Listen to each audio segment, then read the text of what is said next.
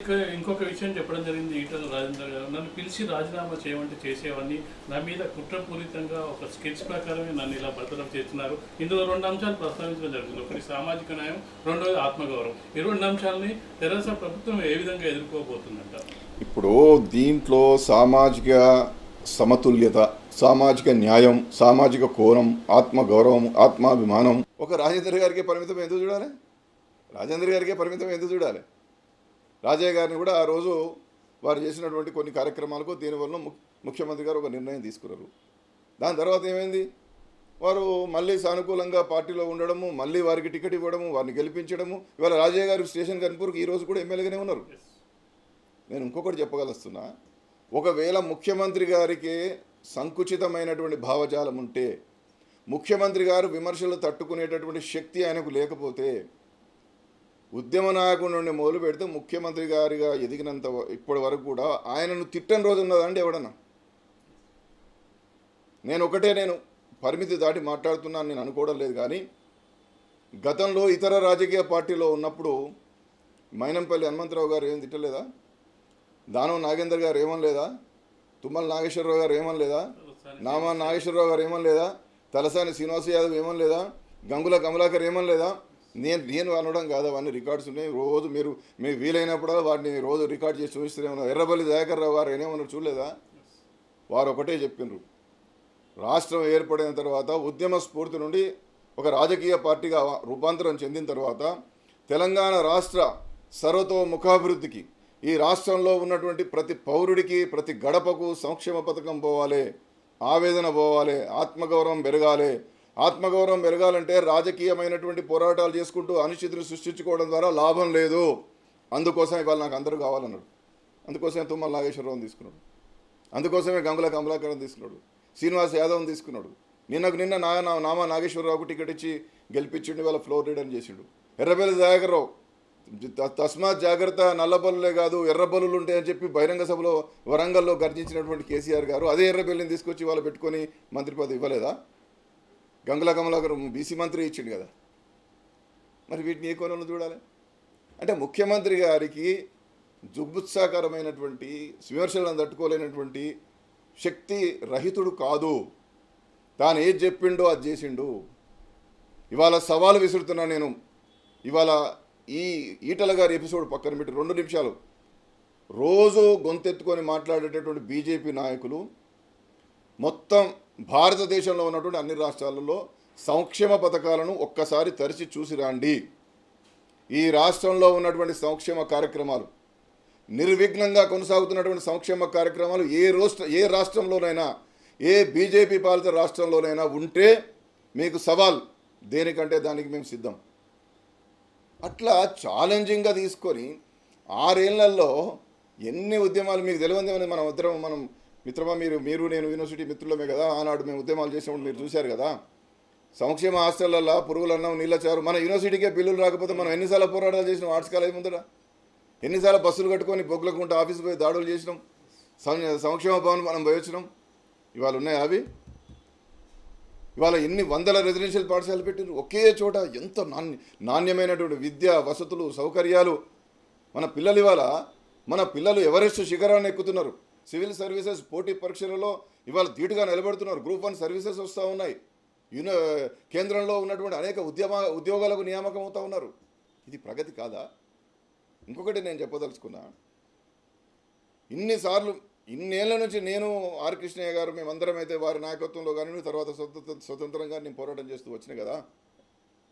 రాజశేఖర రెడ్డి గారు కూడా నన్ను గౌరవించి నన్ను ప్రేమించి బీసీ కమిషన్ మెంబర్గా 2 సార్లు ఇచ్చిండు కదా, 2 సార్లు ఎమ్మెల్యేగా పోటీ చేసిన కదా. అవన్నీ పక్కన పెట్టి మాట్లాడదాం.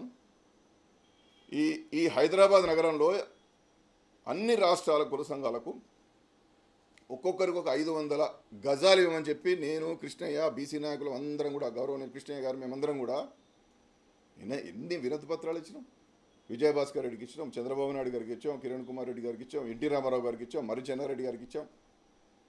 ఎప్పుడైనా ఏనాడైనా హైదరాబాద్ నగరంలో ఒక్క కుల సంఘానికైనా ఒక 500 గజాలు ఇచ్చిరండి ఎవరైనా? మార్కెట్ రేటు కట్టేయమని అడిగినాం మనం. ఏదో కొంత మినిమం తీసుకొని ఏమంటాం కదా. చంద్రబాబు నాయుడు అవధాన పీఠం అని చెప్పి నాగపన్ శర్మకు 4 ఎకరాలు ఇచ్చిండు, లేకపోతే ఇంకో శోభరాజుకి ఇచ్చిండు, ఇంకెవడికో ఇచ్చిండు. నామమాత్రపు దాంతో ఎవడెవడికో సాఫ్ట్వేర్ వాటి కోసం ఇచ్చినాడు తప్ప ఒక్క కులసంఘానికి ఇచ్చిండు. బీసీల ఉనికి ఊపిరని మాట్లాడే చంద్రబాబు నాయుడు బీసీ పార్టీ, ఈ తెలుగుదేశం పార్టీ, బీసీల కోసం పుట్టినామని చెప్పిన తెలుగుదేశం పార్టీ ఎన్నడైనా హైదరాబాద్ నగరంలో ఏ రాష్ట్ర కుల సంఘానికైనా ఒక 500 గజాలు ఇచ్చిండా అండి? ఎకరాల కొద్దీ ఉచితంగా ఎవరికి పడితే మనకి అప్పనంగా దానం చేసినటువంటి చంద్రబాబు ప్రభుత్వాన్ని మనం చూసినాం. ఈ రాష్ట్ర ప్రభుత్వం గౌరవ ముఖ్యమంత్రి గారు బీసీ సంఘాలందరినీ కూర్చోబెట్టుకొని మాట్లాడి మీరు ఒక నివేదిక ఇవ్వండి అని చెప్పి ఇదే రాజేంద్ర గారిని, ఇదే మధుసూదనాచారి గారిని, పెద్దలందరినీ అడిగితే ఆ రోజు కూర్చోబెట్టి మాట్లాడి చర్చిస్తే ఇవాళ ఎన్నండి 80 ఎకరాలండి. 80 ఎకరాలు 100 కోట్లు శాంక్షన్ చేసిండు ముఖ్యమంత్రి గారు. గొల్లకుర్మలకు 10 ఎకరాలు కానివ్వండి, ముదిరాజులకు కానివ్వండి, ప్రతి ఎకరానికి ఎన్ని ఎకరాలు? మీకు కోకాపేటలో 1 ఎకరం ఎంత ఉన్నదో మీకు తెలియదా? మార్కెట్ రేటు కూడా కాదండి, ఉచితంగా ఇచ్చిండండి. ఇచ్చి ఆత్మగౌరవంగా బతకాలి మనం, అడక తినుకుంటా బతకద్దు, ఊకే దేహి దేహి అనేటువంటి పద్ధతిలో మనం ఉండొద్దు. ఆత్మగౌరవ నినాదాన్ని మనసు నిండా గుండె నిండా నింపుకోమని చెప్పి ఆత్మగౌరవ భవనాల నిర్మాణానికి ల్యాండ్ కేటాయించి వాటికి ఆర్కిటెక్చర్ ద్వారా ప్లాన్స్ వేయించి ఇవాళ నిర్మాణాలు చేపడుతూ ఉన్నారు. నిన్నకు మొన్న రాజేందర్ గారి సామాజిక వర్గానికి సంబంధించి ఆ భవనాని కోసం శంకుస్థాపన వారి చేతుల మీదనే కదా చేసుకున్నది. ఈ ఆత్మగౌరవం ఎక్కడ వస్తున్నదండి? ఆత్మగౌరవానికి ఇక్కడ భంగం కలుగుతున్నా చెప్పండి. మీరు వెనుకబడిన వర్గాల వారికి అందరికీ కూడా, కుల సంఘాలందరికీ కూడా భవనాలు ఇచ్చారు, వాళ్ళ ఆత్మగౌరవం నిలబెట్టారని చెప్తున్నారు. అంటే ఈటల రాజేందర్ ఆత్మగౌరవం ఎక్కడ దెబ్బతిందని మీరు అనుకుంటున్నారు? ఇప్పుడు నేను అదే అంటున్నా, ఆత్మగౌరవం అనేటువంటి దానికి ఎట్లుంటుందంటే, ఈ రాష్ట్ర ప్రభుత్వం వచ్చింది కొత్తగా 2014లో ఏర్పడ్డది. రాజేందర్ గారి కనుక మంత్రి పదవి ఇవ్వకుండా ఇంకెవరికన్నా అగ్రవర్ణాలకు సంబంధించినటువంటి వాడికి ఇస్తే, ఇంత కృషి చేసిన రాజేందర్ గారికి మంత్రి పదవి ఇవ్వకపోవడం ఏందని చెప్పి మాలాంటి వాళ్ళు అందరం ప్రశ్నిస్తాం. నువ్వే నెంబర్ 2, గవర్నమెంట్ వచ్చినాడు నువ్వే నెంబర్ 2, నువ్వేమని పడితే వాడిని డబ్బులు ఇచ్చుకునే పరిస్థితి. మీరే సన్నబియ్యం కావాలని చెప్పి ముఖ్యమంత్రి గారు చెప్తే ఆనాడు ఎంత కాస్ట్లీ అండి, అంత కాస్ట్లీ అయినా మా తమ్ముడు రాజేందర్ చెప్పిండు కాబట్టి సన్నబియ్యం అన్ని హాస్టల్లో పెడతానా, రాజేందర్ హాస్టల్లో ఉండి చదువుకున్నాడట, ఇవి ఆర్థిక శాఖ మంత్రి అయినా కూడా గట్లే ఉంటే ఎట్లా నన్ను అడిగితే, నేను సన్నబియ్యం పెడతాను 100 కోట్లు కాబట్టి 200 కోట్లు కానీ నేనే ఖర్చు పెడతాను, నేనే ఉచితంగా ఇస్తా అని బహిరంగ సభలో చెప్పి గౌరవించినటువంటి రాజేందర్ గారికి తెలియదా ఆత్మగౌరవ నినాదానికి సంబంధించినటువంటి ఆ వ్యాఖ్యలు వాళ్ళు చేస్తూ ఉన్నారు. ఎక్కడ ఆత్మాభిమానం అడ్డుపడ్డది? వ్యక్తిగతమైనటువంటి తమ ఆస్తుల విషయంలో వస్తున్నటువంటి విమర్శల నేపథ్యంలో, ఆరోపణల నేపథ్యంలో కడిగిన ముత్యంలో మీరు బయటికి రావాలి. మీరు మంత్రిగా మిమ్మల్ని విచారణ చేస్తున్నప్పుడు పక్కకు పెట్టాలి. దాని తర్వాత మీరు కడిగిన ముత్యంలా బయటకు వస్తే మళ్ళీ మిమ్మల్ని ఏం చేయాలనుకున్నారో మళ్ళీ మీకు సముచితంగా గౌరవించాలని చెప్పి అనుకుంటే, మీరు ఆగకపోతే మీరు ఇష్టం వచ్చినట్టు నా మీద కుట్ర చేసిర్రు, నా మీద అది చేసిర్రు, నా నంచి వేసిర్రు, నేను బీసీ కాబట్టి మీరు మంత్రిగా ఉండే ముఖ్యమంత్రి గారి మీద విమర్శ చేస్తారా? అంటే ఇక్కడ చాలా మంది చేస్తున్న ప్రతిపక్షాలు కానీ మిగతా వాళ్ళు కూడా చేస్తున్న విమర్శ ఏంటంటే, కేవలం ఈటల రాజేందర్ గారి మీదనే ఇలాంటి ఆరోపణలు వచ్చిన వెంటనే విచారణకు ఆదేశించారు. చాలా మంది మంత్రుల మీద ఆరోపణలు వచ్చాయి, వాళ్ళు ఎవరిని కూడా పట్టించుకోలేదు. కేవలం ఈటలనే ఎందుకు టార్గెట్ చేశారనేది ఇక్కడ ప్రశ్న. ఇప్పుడు దేవరాంజాల్లో ఎవరెవరికి భూములు ఉన్నాయి, ఒక్క రాజేందర్ గారి భూమికే పోయి కమిటీ వేసి విచారణ చేయమలే. ఒక్క రాజేందర్ గారి భూముల మీదనే విచారణ జరగదు. దేవరాంజాల్లో ఎన్ని ఉంటే అంతమంది జరుగుతుంది. వాళ్ళు ఐఏఎస్ ఆఫీసర్లు వాళ్ళు ఇండియన్ అడ్మినిస్ట్రేటివ్ సర్వీస్ ఉన్నారు. రేపు పొద్దున కేంద్ర ప్రభుత్వానికి కూడా వారు సమాధానం చెప్పాల్సిన అవసరం. ఉన్నతమైనటువంటి ఇంకా ఇవాళ సెక్రటరీస్ ఉన్నటువంటి వాళ్ళు, రేపు వాళ్ళ కమిషనర్స్, కలెక్టర్స్ ఉన్న వాళ్ళు ఇంకా ఉన్నత స్థితికి ఎదుగుతారు. వాళ్ళు ఏదో ఏది పడితే సంతకం పెట్టిస్తారా సార్ మనం చెప్తే? అంటే మల్లారెడ్డి లాంటి వాళ్ళ మీద నేను అదే అంటున్నా. నేను ఇక పేర్లు వద్దు సార్, నేను ఒకటే చెప్తున్నా. దేవరాంజాల్లో దేవాలయం భూములు ఎవడు అక్రమంగా ఆక్రమించుకున్నా వాళ్ళందరూ శిక్షార్హులు అవుతారు. అక్కడ రాజేందర్ గారి భూములే లేవు, అక్కడ నమస్తే తెలంగాణ కూడా ఉన్నాయని చెప్పి ఒక మల్కాజిగిరి ఎంపీ గారు చెప్తున్నారు కదా. దానికి వాళ్ళ నమస్తే తెలంగాణలో సముచితమైనటువంటి సమాధానం కూడా వచ్చింది. అది కాదని చెప్పి వాళ్ళు తేల్చమనండి. అరే మాది కాదంటే పేదలకు పంచుకోమని చెప్తారు వాళ్ళు మేనేజ్మెంటు, నమస్తే తెలంగాణ మేనేజ్మెంటు. మా ల్యాండ్ కనుక దేవాలయ భూములు అయితే అక్రమంగా మేము ఆక్రమించుకుంటే మీరు పంచుకోండి అంటున్నారు వాళ్ళు. పేదలకు మీరు ఎవరిని చెప్తే వానికే ఇస్తామంటున్నారు. అట్లా నిలబడాలి మనం. మా నమస్తే తెలంగాణ కూడా మా మీద ఎట్లా కుట్ర చేస్తారని చెప్పి మాట్లాడమంటారు. ఇప్పుడు నమస్తే తెలంగాణ టీ న్యూస్లు వచ్చిందనుకోండి విమర్శలు. కాబట్టి నేనేమంటున్నానంటే వారు కొంత తొందరపడ్డరు. నేను ఒకటే చెప్తున్నా, కాంగ్రెస్ పార్టీలో ఒక నిర్ణయం తీసుకోవాలంటే ముఖ్యమంత్రి ఏం స్వతంత్రత ఉండదు. ఇక్కడ పిసిసి అధ్యక్షుడు ఉంటాడు, ఇన్ఛార్జ్ జనరల్ సెక్రటరీలు ఉంటారు. దాని తర్వాత దానికి సిడబ్ల్యూసి ఉంటుంది. సిడబ్ల్యూసి తర్వాత ఆ కీలకమైనటువంటి విషయాలు వార్ రూమ్లో చర్చిస్తారు. వార్ రూమ్లో చర్చించిన తర్వాత సోనియా గాంధీ గారి నిర్ణయానికి వదిలిపెడతారు. అలాంటి కాంగ్రెస్ పార్టీలోనే కిరణ్ కుమార్ రెడ్డి గారు శంకర్రావుని బర్తరఫ్ చేసిండు, మంత్రి గారిని. డిఎల్ రవీందర్ రెడ్డి గారిని బర్తరఫ్ చేసిండు. అలాంటి శంకర్రావునే డిఎల్ రవీందర్ రెడ్డి గారు కిరణ్ కుమార్ రెడ్డి గారు బర్తరఫ్ చేసిండు. డిఎల్ రవీందర్ రెడ్డి గారు ఎంత పెద్ద senior most MLA, Rajasekhar Reddy గారితో సమానంగా ఉన్నటువంటి ఎమ్మెల్యే, ఇదే వైద్య శాఖ మంత్రి. వైద్య శాఖకి ఎందుకు అర్థం కావట్లేదు కానీ రోషయ్య వైద్య శాఖనే, రాజేందర్ గారు వైద్య శాఖనే, వారు కూడా అప్పుడు వైద్య శాఖ మంత్రి డిఎల్ రవీందర్ రెడ్డి గారు. అంటే నువ్వు వారి మంత్రివర్గ సహచరుడు ఉండి వారి మీదనే కుట్రలు చేస్తున్నావు, కుతంత్రాలు చేస్తున్నావు, నన్ను అంచివేస్తున్నారంటే నీ అమ్మ నీ ఎదుగుదల అద్భుతంగా, నీ గ్రాఫ్ ఇంత గొప్పగా కనబడుతుంది. మంచివారు, మిమ్మల్ని నేను వ్యక్తిగతంగా విమర్శిస్తలేను. వ్యక్తిగతంగా నేను విమర్శించడానికి నేను ఇష్టపడను. రాజేంద్ర గారు మంచివాడు, కొంచెం కాన్సెప్ట్ ఉన్నవాడు, మానవీయ కోణంలో పనిచేసేవాడు. దాని గురించి నాకు అభ్యంతరం లేదు. నీ మీద విచారణ జరుగుతున్నప్పుడు నీ శాఖ తీసాను అనుకోండి, నువ్వు ఆనాడే ప్రెస్ మీట్ పెట్టి అంత విమర్శించాల్సిన అవసరం ఉంది. అప్పుడే ముఖ్యమంత్రి అని నీ గురించి స్లోగన్లు, అప్పుడే డౌన్లని ముఖ్యమంత్రి గారి మీద.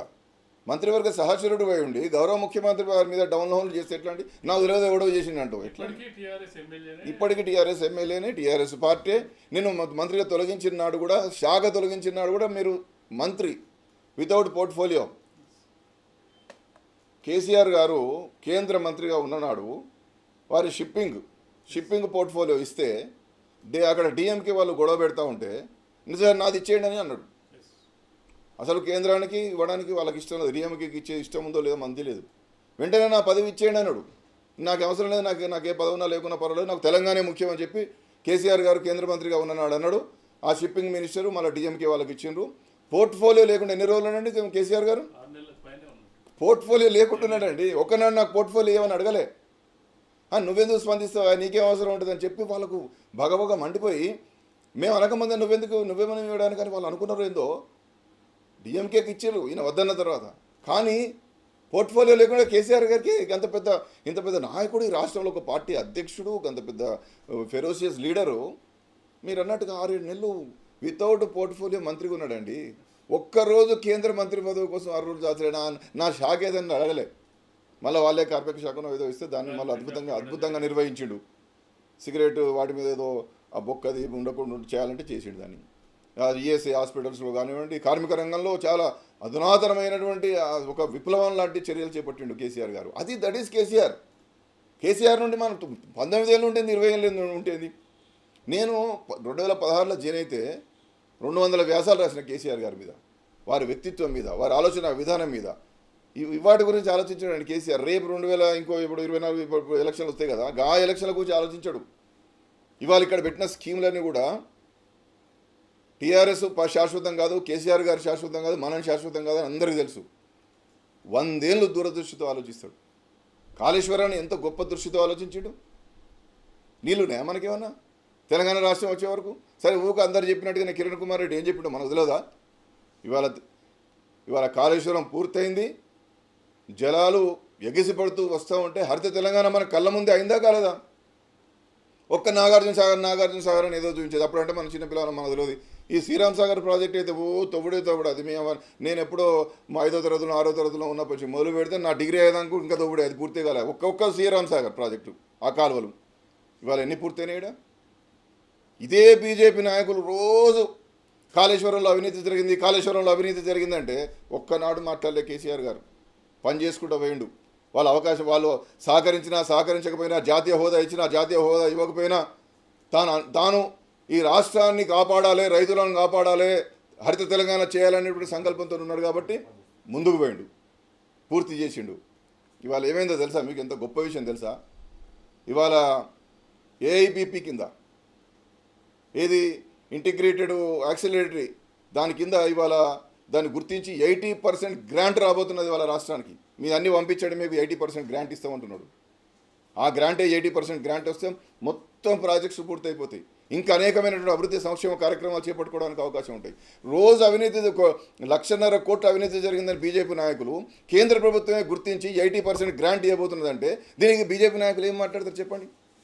అంటే అవినీతి జరగలేదు, గొప్పగా జరిగింది, మీకు 80% గ్రాంట్ ఇస్తాం, మీ యొక్క అన్ని పంపండి, వివరాలు పంపండి అని చెప్పి కేంద్ర ప్రభుత్వమే రాష్ట్ర ప్రభుత్వం లేఖ రాసింది. కేసీఆర్ విజయం సాధించింది కదా, కేసీఆర్ విజయం సాధించింది కదా. ఇది ఇవాళ మనం వారి నుండి నేర్చుకోవాల్సింది. కృష్ణమోహన్ గారు, ఇప్పుడు మీరు చెప్తున్న ఇవన్నీ ఈటల రాజేందర్ తెలియమంటారు. ఎందుకంటే మొదటి నుంచి ఉద్యమంలో ఉన్నారు, కేసీఆర్తో చాలా దగ్గర పరిచయం ఉన్న వ్యక్తి. ఎందుకు సడన్గా అంటే నా మీద కుట్ర చేసిండు, నన్ను బయటకు పంపిస్తుండు అనాల్సిన పరిస్థితులు రాజేందర్కి ఎందుకు వచ్చాయంటారు? నేను ఒకటే అడుగుతున్నా సార్, వారికి తెలుసనే నేను ఇవన్నీ చెప్పిన. వారికి నేను నాకే బయట నుంచి చూసేటోనికి ఇంత తెలిస్తే, మాన్య ముఖ్యమంత్రి గారు ఉద్యమ నాయకుడిగా ఉన్నప్పటి నుంచి ఒకే కంచం తిని పక్క వండుకొని 19 సంవత్సరాలు కలిసిన రాత్రి 1 గంట కూడా నేను ముఖ్యమంత్రి గారిని, నేను ఉద్యమ నాయకుడిగా కేసీఆర్ గారిని కలవగలిగినాను. వారే మాతో అనేక సందర్భాలు అప్పుడప్పుడు కలిసినప్పుడు చెప్పేది, మీ అందరితో కూడా చెప్పేది. గంత నాయకుడికి నేను బయట నుంచి చూసేటోనికి, అంటే నేను బీసీ కమిషన్ మెంబర్ ఉన్నప్పటికీ రాజేందర్ గారికి ఉన్నంత ఫ్లెక్సిబిలిటీ, అంత ఘోరం, అంత లోతుగా వెళ్ళే అవకాశం నాకు ఉండదు కదా. ఎప్పుడైనా వారి అపాయింట్మెంట్ దొరికినప్పుడు వారు మాట్లాడినప్పుడే అక్కడి నుంచి అబ్జర్వ్ చేసి వారి వ్యక్తిత్వ వికాసాన్ని మనం గమనించగలుగుతాం. కానీ వారికి ఉన్న అనుబంధం ఎంతదండి? మీరు ఎంత జాగ్రత్తగా ఉండాలండే? మీ స్థాయి నాయకుడు వాళ్ళు ఎదగాలంటే సాధ్యమైద్దా? బీసీలలో మీరు జాగ్రత్తగా ఉండొద్దా? మీరు కాపాడుకోవద్దా? ఆస్తులు అద్భుతంగా సంపాదించుకోవడం, మీరు ఎంత ఆస్తిపరుడు అయితే మా వర్గాలకే మేలని మేము అనుకుందాం, కొంతసేపు అనుకుంటాం. కానీ ఇవాళ మీరు బహిష్కరణ దిశకు మీరు పోవాల్సిన పరిస్థితి ఎందుకు వచ్చింది? గతంలో ఏనాడు ఇప్పుడు ఎన్టీ రామారావు నుంచి మొదలు పెడితే రామారావు గారు మొత్తం మంత్రివర్గాన్ని రాత్రి మార్చి కొత్త మంత్రివర్గాన్ని వేసుకున్నాడు. నల్లపురెడ్డి శ్రీనివాసరెడ్డి పెద్ద సీనయ్య సేన అని పెట్టుకొని చాలా రోజులు తిరిగిన దుకాణం పని చేసుకున్నాడు, సీనయ్య సేన. తర్వాత చెన్నారెడ్డిగా విజయభాస్కర్ రెడ్డి గవర్నమెంట్లో కటారి ఈశ్వర్ కుమార్ అని ఉండే, ఆయన కూడా ఇట్లే మాట్లాడి తీసేసారు. చిత్తరంజన్ దాస్ కూడా ఉండే, ఎన్టీ రామారావు గారి మీద గెలిచిండు. కాబట్టి ఇవన్నీ చరిత్రలో మనకు కళ్ళ ముందు, వారు ప్రత్యక్షంగా శాసనసభలో ఉన్నారు, మేమంతా బయట పేపర్లో ఎక్కడెక్కడ చదువుకొని మాట్లాడుతున్నాం. ప్రత్యక్షంగా చరిత్రకు మీరు సాక్షిభూతాలుగా ఉన్నటువంటి మీరు మీ వ్యక్తిగత జీవితంలో ఏ పొరపాట్లు చేసిండ్రో, అధినాయకుని మనస్సును గాయపరచడంలో మీ చర్యలు ఏ విధంగా ఉన్నాయో, ఆయా సందర్భాల్లో మంత్రి అని మర్చిపోయి సామాజిక ఉద్యమకారుడు కోవలో మీరు మాట్లాడినటువంటి మాటలు, మీరే మంత్రి, మీరే ఉద్యమించాలి, ఉద్యమిస్తే పోయేది బానిస సంఖ్యలు తప్ప కాదని చేసి స్టేట్మెంట్ ఇస్తారు. మరి మనది స్లోగన్ మాకు తెలియదా? నువ్వు ఆడు ఉండాలి, అన్నా గిది అని చెప్పి నువ్వు ఫైట్ చేసి ముఖ్యమంత్రి గారితో ఒప్పించాలి. ఇండియా టుడే కాన్క్లేవ్లో 85-90% ఎస్సీ ఎస్టీ బీసీలు ఉన్నటువంటి రాష్ట్రం. తమిళనాడులో బీసీలకు 60 రిజర్వేషన్లు 69% ఉంటాయి. అది తమిళనాడు వేరే దేశమా? తమిళనాడులో ఎందుకు ఉంటాయి, తెలంగాణలో ఎందుకు ఉన్నాయి అని చెప్పి ప్రశ్నించేటప్పుడు ముఖ్యమంత్రిని మనం ఎంత జాగ్రత్తగా వాడుకోవాలి? రిజర్వేషన్లు ఎట్లా పెంచుకోవాలి? పంచాయతీ రిజర్వేషన్లు తగ్గినాయి, సుప్రీంకోర్టు ఆదేశాలు ఉన్నాయి, వారు చేసిండ్రు. అది కాకుండా నువ్వు చేయాలి కదా, అది కాకుండా చేయాల్సిన బాధ్యత నీదే కదా. ఇప్పుడు ఎకనామికల్లీ వీకర్ సెక్షన్స్ రిజర్వేషన్ విషయంలో కూడా దేశమంతా ఎప్పుడో అమలైంది, మన రాష్ట్రంలో ఎప్పుడైనా అమలైంది? మొన్న ఇప్పుడు అయింది కదా. మరి అదే అగ్రవర్ణ ముఖ్యమంత్రి అగ్రవర్ణమే కదా, వెంటనే మోడీ పెట్టగానే ఇమీడియట్గా సంతకం పెట్టాలి కదా. ఎందుకు పెట్టలేదు? ఇంకా చెప్పాలంటే చాలా బాధాకరం అవుతుంది. మా బీసీ కమిషన్ చైర్మన్ బిఎస్ రాములే 10% రిజర్వేషన్లు ఆహ్వానించదగ్గని 100 వ్యాసాలు రాసిండే ఆయన, ఆ మహానుభావుడు. అర్థమైందా? ఇట్లా మనం ఉంటే ఏం చేస్తారు? నిన్న మొన్న వాళ్ళు అడగంగా ఈడబ్ల్యూఎస్ స్కీమ్స్, అది ఎకనామికల్లీ వీకర్ సెక్షన్స్ రిజర్వేషన్స్ మొన్న అమల్లోకి వచ్చినాయి. అంటే సామాజికంగా ఎంత వారికి మంచి చూపు, మంచి దృక్పథం ఉంటే వారు లేట్ చేసి చెప్పండి. అంటే ఆ వర్గాల మీద వ్యతిరేకమని నేను అనడం. ముఖ్యమంత్రి గారికి ఏముంటుందంటే, రిజర్వేషన్లు అనేటువంటిది సామాజిక వెనుకబాటుతనం ఆధారంగా ఇవ్వాలి కదా. ఈ ఎకనామికల్లీ వీకర్ సెక్షన్స్ అనేటువంటిది ఆర్థిక ప్రాతిపదికన ఇచ్చారు. ఇది ఏ మేరకు నిలబడుతుంది? ఆల్రెడీ సుప్రీంకోర్టు మండల్ కమిషన్ కేసులో ఎకనామికల్లీ వీకర్ సెక్షన్స్కు సంబంధించిన రిజర్వేషన్ చెల్లవని మండల్ కమిషన్ కేసులో చెప్పింది. ఇవన్నీ సంపూర్ణంగా అధ్యయనం చేసినటువంటి మహానుభావుడు, సర్వజ్ఞుడు, విశ్వనరుడు ముఖ్యమంత్రి గారు. కాబట్టి కొంత వేచి చూసిండు. రాష్ట్రమంతా అమలు జరుగుతుంది, దేశమంతా అమలు జరుగుతుంది, దేశంలో రాష్ట్రం భాగం. ఇక్కడ ఉన్నటువంటి ఆ వర్గాలు కూడా అడుగుతూ ఉన్నాయి. బీసీ వర్గాల నుండి వ్యతిరేకత లేదు. బీసీ కమిషన్ చైర్మనే అనుకూలంగా వ్యాసాలు రాస్తాడు. ఆయన ఏం చేయమంటారు? కాబట్టి ఈ యొక్క అంతర్గతంగా ఉన్నటువంటి అంశాలను ఇవాళ బహిర్గతం అయిన తర్వాత చర్యలు జరుగుతున్నప్పుడు దీంట్లో సామాజిక కోణం దాగి లేదు. సామాజిక వర్గాలను అణచివేసేటటువంటి దృక్పథం ముఖ్యమంత్రి గారికి లేదు.